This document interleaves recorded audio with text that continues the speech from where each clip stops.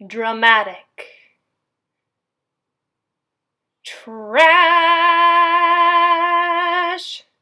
reading with Sarah. Chapter 14, Rain's POV. The shock was written all over Jonathan's face, and I was sure that my face held the same expression. Even though he was a jerk to me, I felt bad for him.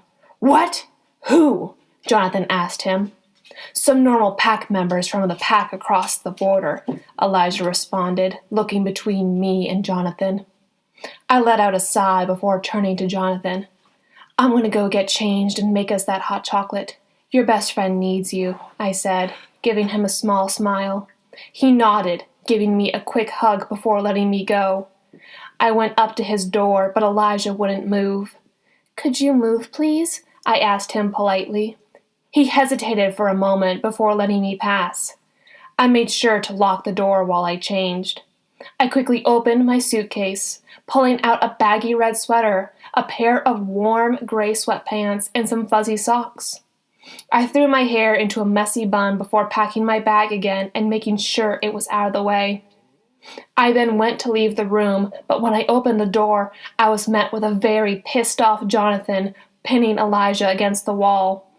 I walked up cautiously to Jonathan, placing a hand on his shoulder, making him look at me.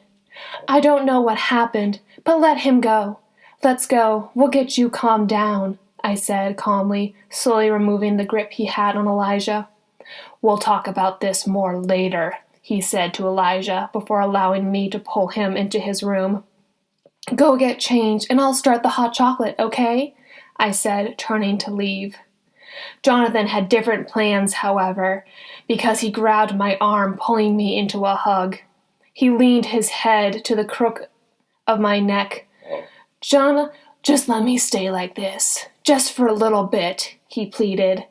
I just nodded, wrapping my arms around his waist. I don't know how long we stayed like that, but eventually Jonathan pulled away. "You okay?" I asked him, dropping my arms to my sides. "Yeah, I'm good now. Let's go make that hot chocolate, and after we have some, let's binge watch some shows on Netflix. Deal?" I smiled at him and nodded, which made him grin and drag me downstairs. His excitement caused a storm of giggles to make their way out of my mouth. Once we made it to the kitchen, I made him sit down while I made the hot chocolate.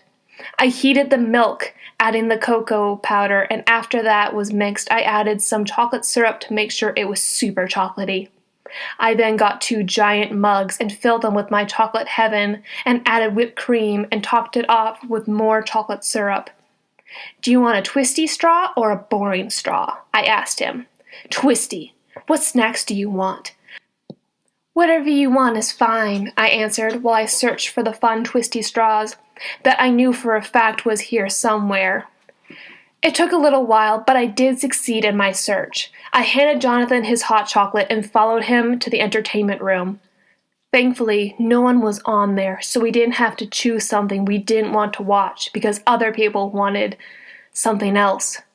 "What type of things do you like to watch?" he asked, looking for the remote.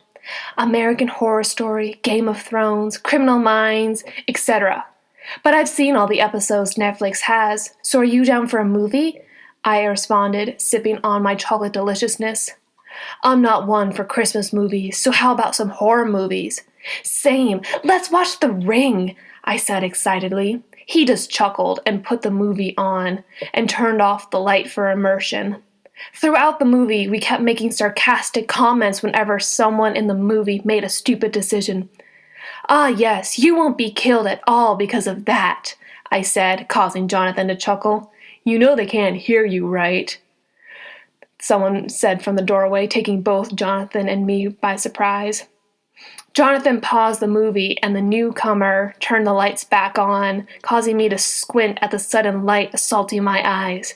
After my eyes adjusted, I saw who the newcomer was, and it was none other than Elijah. I watched as Jonathan clenched his jaw and tensed the more he looked at Elijah. And I saw the same thing happening with Elijah. "Okay, I've had enough of this." "Okay, enough," I said. They both looked at me in confusion. "You two are best friends. You will help keep this pack going when your father steps down.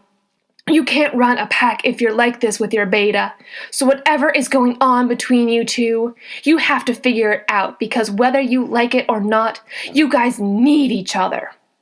I got up and grabbed Elijah's arms, pulling him over to the other couch, and went and locked the door.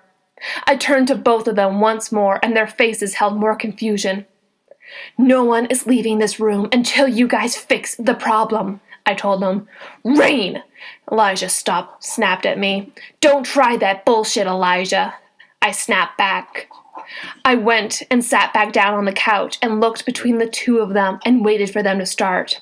When neither of them said anything, I let out an irritated sigh. "Let's start with what happened earlier. Why did Jonathan have you pinned against a wall?" "Because Rose left him for her mate. You went through all that shit for nothing," Jonathan answered. Chapter 15. Rain's POV. "Rain?"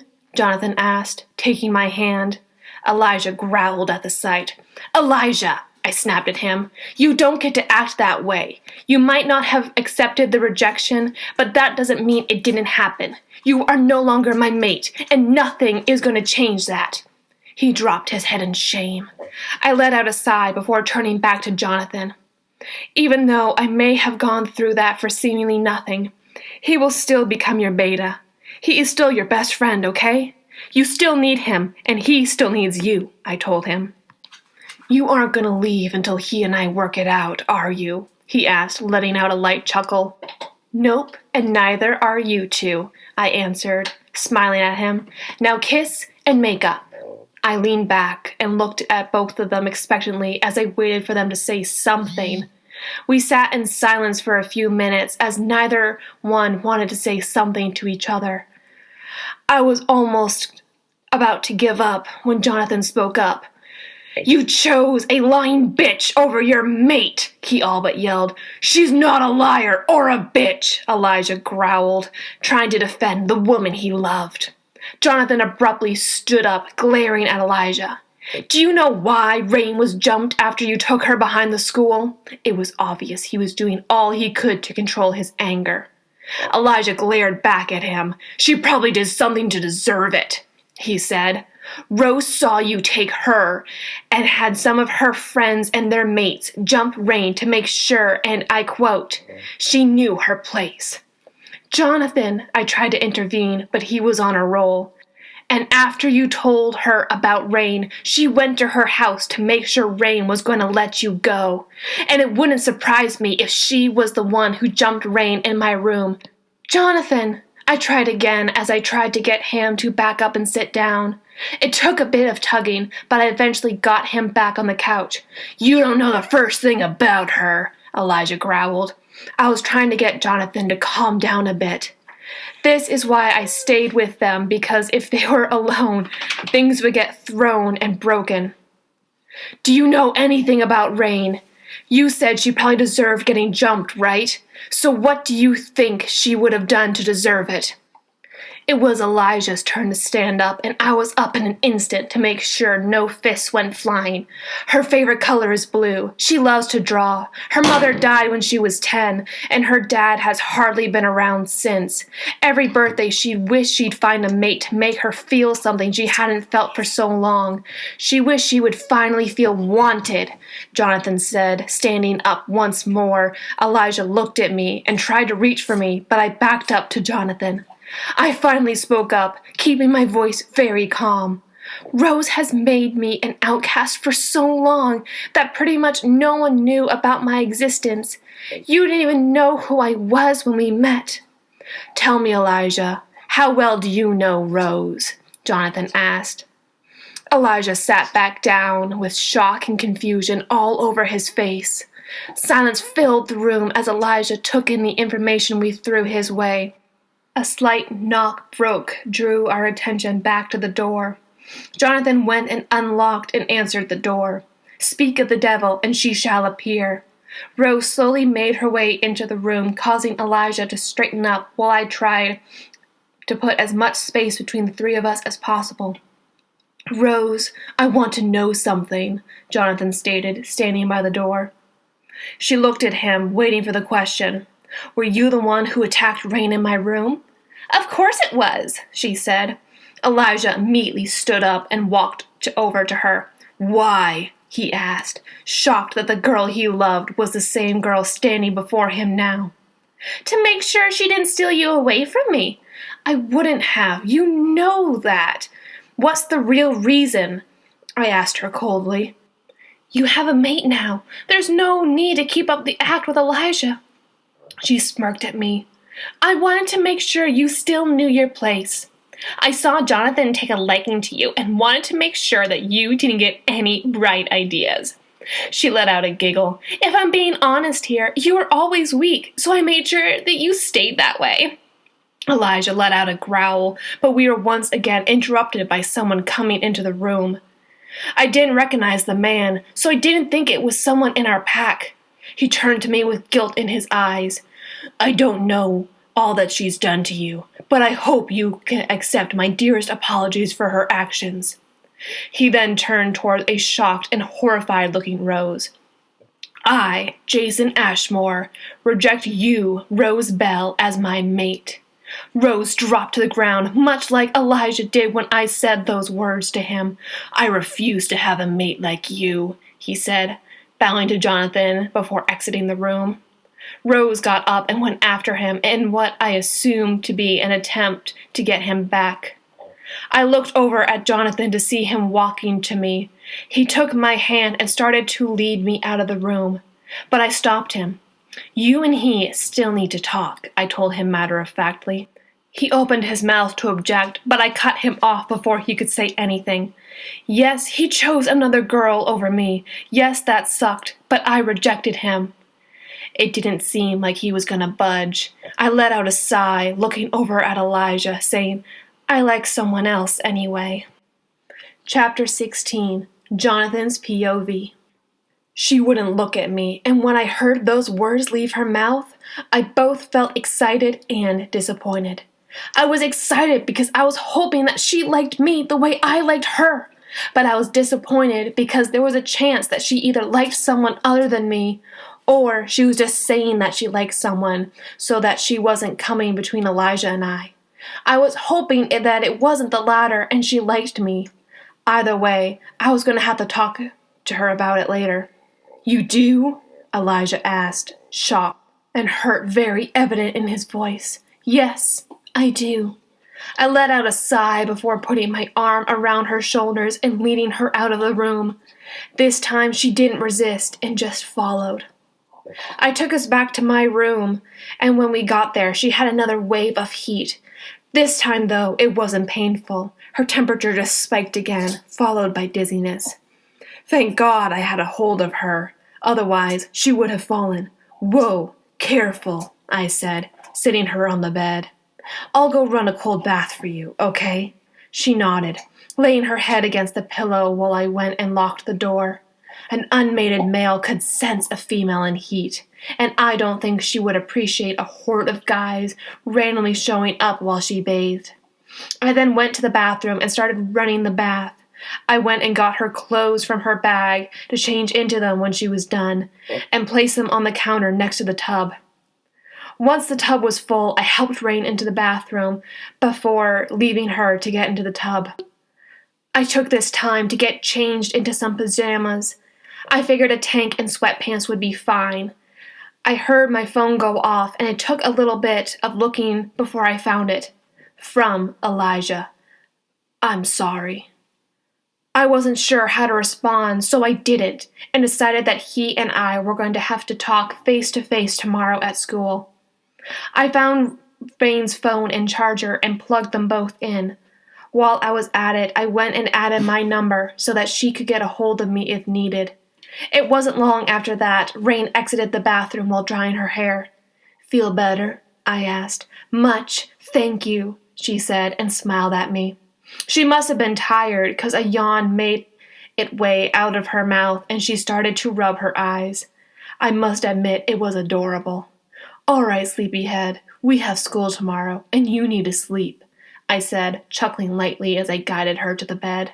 We both lay down, and I couldn't stop Rain's words from earlier from repeating in my head. "I like someone else anyway." Who did she like? Would she tell me if I asked? I wouldn't get any sleep if I didn't ask. "Rain," she hummed in response, looking up at me with curiosity in her eyes. "Do you actually like someone?" She looked down, and a blush crept up her cheeks. "I do," she said quietly. "Who?" Moving her face once again to look at me. She stayed quiet and just looked at me with wide eyes. "It doesn't matter. He probably doesn't feel the same." A small smile formed on my lips. "You never know. Will you please tell me?" I asked again. She looked down again, taking a deep breath, letting silence envelop us, before answering, "You." "I like you," she said, refusing to meet my eyes. Relief washed over me as those words reached my ears. I slowly made her look at me. A huge smile spread across my face. "Good," I said, before bringing my lips down to meet hers. Chapter 17. Elijah's POV. I could feel a slight stinging in my chest last night, so I knew Rain was kissing someone. I know I have no right to feel hurt and angered by the fact that she was kissing someone else, but she's my mate. Or at least, she was my mate. Ugh! I can't believe I was going to reject my mate for a girl that I thought I knew. I kept thinking back to Jonathan's words. "Do you know anything about Rain? You said she probably deserved getting jumped, right? So what do you think she would have done to deserve it?" He was right. I don't know anything about her. I didn't even know her name when we first met. My wolf was furious for letting Rain go. He wanted his mate, and I was seriously regretting not choosing her. Her favorite color is blue. She loves to draw. Her mother died when she was 10, and her dad has hardly been around since. Every birthday she wished she'd find a mate to make her feel something she hasn't felt for so long. She wished she would finally feel wanted. Those words haunted me all night. I let out an irritated sigh before opening my locker and shoving my bag into it. Just as I closed it, a delicious smell filled my nose. Rain. I turned towards the school doors, only to see her walking hand in hand with Jonathan. My heart dropped at the sight, and I could feel my wolf fighting to take control. I calmed my wolf down and took a look at her again. Anyone could see that she was happy. Her hazel eyes sparkled when she looked at him. She wore a black off-the-shoulder shirt with boots and a beanie. She looked beautiful. She looked healthy. Once they got to what I assume was her locker, he let go of her hand, gave her a quick kiss on the cheek, and made his way over to me. "Hey, man," I said, closing my locker. "Hey, you okay?" he asked, caution very evident in his voice. I scoffed at his stupid question. "I found out that my entire relationship was a lie. My mate rejected me, then walks into school with my best friend," I said. He just looked at me. "I'm great," I said, making sure sarcasm dripped from every word. "It's not my fault that you wanted Rose over Rain." "That was your choice," he snapped back. "Look, I'm willing to put everything behind us. Rain was right. You're still my best friend, and you will still be my beta." He held out his hand to me. "We cool?" he asked. I thought for a moment before taking his hand. "We cool. Well, I'm glad you two kissed and made up," Rain said, walking up to us. Jonathan chuckled at her comment before wrapping an arm around her shoulders, giving her a side hug. "And just how long have you been eavesdropping?" Jonathan asked with a smile. She let out a fake gasp. "Me? Eavesdropping? Never," she said dramatically. "No, but I came in at the 'I'm great' comment." Look, Rain, I'm so sorry," I said. She held up a hand, stopping me from continuing. "It's fine, don't worry. Now both of you need to get to class," she said, pushing us towards our classroom before saying her goodbyes and heading to her class.